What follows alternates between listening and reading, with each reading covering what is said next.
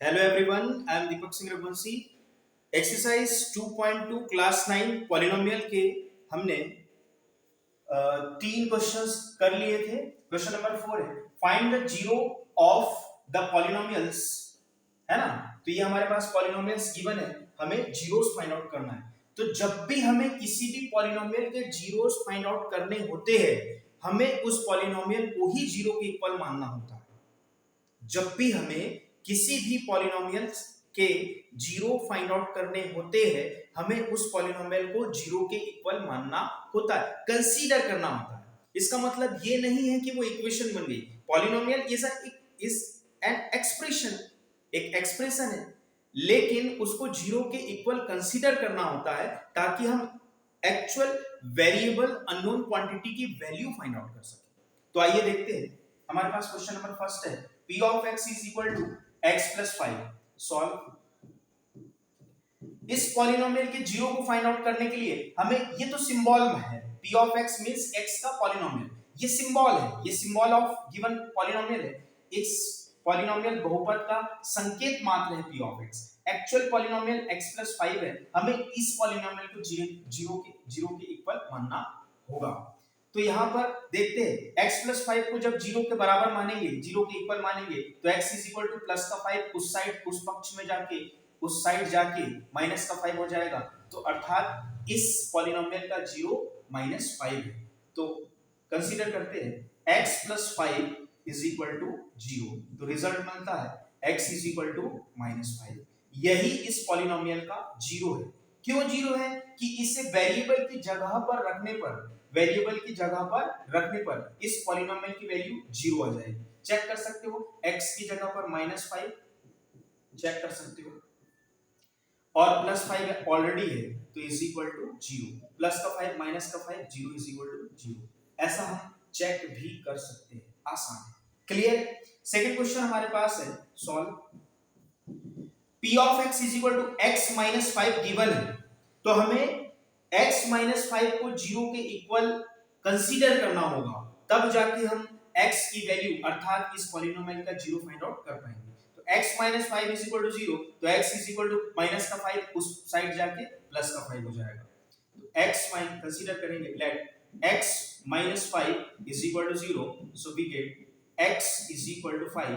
यही इस पॉलिनोमियल का जीरो है। So x is equal to 5 is the zero of polynomial. X is equal to 5 is the zero of p of x। यही इसका क्या है? जीरो। क्यों जीरो है? कि x की प्लेस पर, x की जगह पर 5 रखने पर इस पॉलिनोमियल की वैल्यू क्या हो जा रही? जीरो। अगला क्वेश्चन है p of x is equal to 2x plus 5। Consider किया 2x plus 5 is equal to 0। 2x is equal to plus का 5 उस साइड जाके माइनस का 5 हो जाएगा। x is equal to -5। Multiplication में 2 है, इस साइड जाके डिवीजन में चला जाएगा तो -5/2। क्लियर? -5/2। ये इसका क्या निकल गया? जीरो। हम x की जगह पर -5/2 रखेंगे तो -5/2, 2 से 2 कैंसिल, -5 + 5 0। क्लियर है? x की जगह पर पुनः again if we put on the place of x -5/2, we get the result is that 2 to 2 cancel, -5 + 5 0। Clear है? so x is equal to -5/2 इस पॉलिनोमियल का जीरो है। अगला क्वेश्चन, 3x इसको जीरो के इक्वल मानने पर 2 is equal to 0, 3x minus 2 is equal to 0, so 3x is equal to positive 2, so x is equal to 2/3। यही इस पॉलिनोमियल का क्या है? जीरो है। ध्यान से देखना, ध्यान देना, x की जगह पर if you put on the place of x 2/3, we will get the result 3 to 3 cancel, 2 minus 2 0। अर्थात वेरिएबल की वैल्यू 2/3 इस गिवन पॉलिनोमियल का जीरो होगा। मस्तिष्क में ही हम with in second on the place of variable, on the place of if जो भी हमें वेरिएबल की हमने जो वैल्यू फाइंड आउट करी है, on the place of variable रखने पर हमें LHS is equal to RHS अर्थात 0 इज इक्वल टू 0 अगर मिलता है तो ये हमारा जो आंसर है वो करेक्ट है। क्लियर? अगला question, p of x is equal to 3x, so 3x is equal to 0 के इक्वल माना, so x is equal to 0 divided by 3. 0 division में 3 है, इस साइड में जाके मल्टीप्लिकेशन में चला जाएगा और 0 के साथ किसी भी क्वांटिटी को डिवाइड करें या 0 को किसी भी क्वांटिटी से डिवाइड करें, 0 को किसी भी क्वांटिटी से डिवाइड करें, न्यूमरेटर को डिनोमिनेटर से डिवाइड करें तो कितने बार जाएगा, 0 बार जाएगा, 0 टाइम्स जाएगा, 3 zeros are 0, तो आंसर कितना आ गया, 0. क्लियर है, तो इसका आंसर क्या आएगा, 0. क्लियर. और x की जगह पर, x की प्लेस पर 0 रखने पर 3 into 0 0, 0 is equal to 0, अर्थात x की वैल्यू ने उस पॉलिनोमियल को क्या कर दिया, 0. आइए अगला क्वेश्चन देखते हैं. Solve. p of x is equal to ax, जहां a is not equal to 0. ऐसा क्यों दिया है कि यदि a ही 0 हो जाएगा, a 0 हो जाएगा तो ये टर्म 0 हो जाएगी, तो फिर क्या पॉलिनोमियल है ही नहीं. क्लियर है, इसलिए यहां पर इंस्ट्रक्शन दिया हुआ है कि a should not equal to 0. Clear. तो कंसीडर करेंगे ax इज इक्वल टू 0, यही की यही कंडीशन यहां हमारे सामने है, x is equal to 0 upon a, so x is equal to क्या आ जाएगा, 0. क्लियर.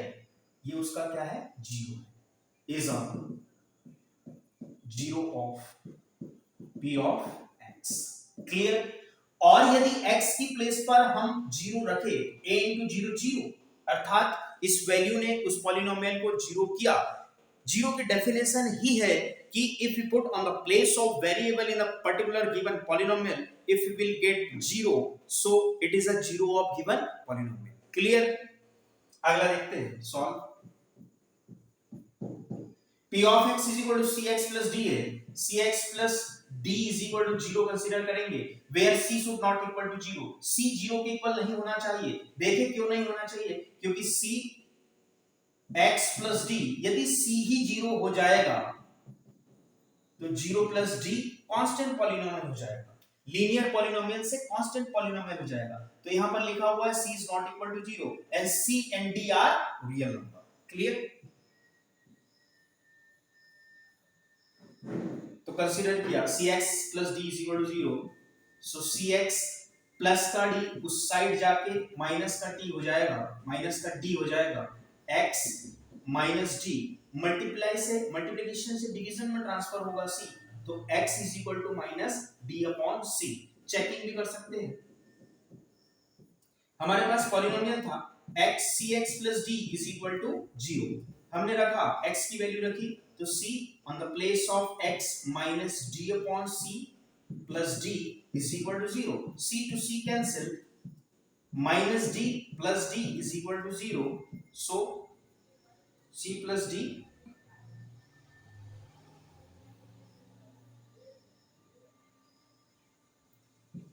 c x की जगह पर minus d upon c plus d is equal to 0, so c से c cancel, minus d plus d is equal to 0, so minus d plus d 0 is equal to 0, 0 is equal to 0.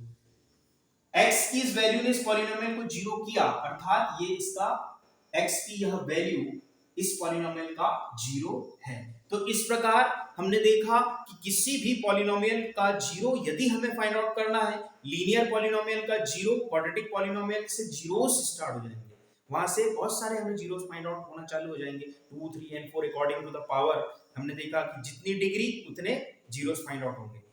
तो किसी भी polynomial का यदि हमें 0 find out करना है तो उस पॉलिनोमियल को 0 के इक्वल मान के, वेरिएबल को एक साइड रखकर बाकी सारी क्वांटिटी को 1 बाय 1 दूसरे साइड में ट्रांसफर करके हम 0 फाइंड आउट कर सकते हैं. Thank you.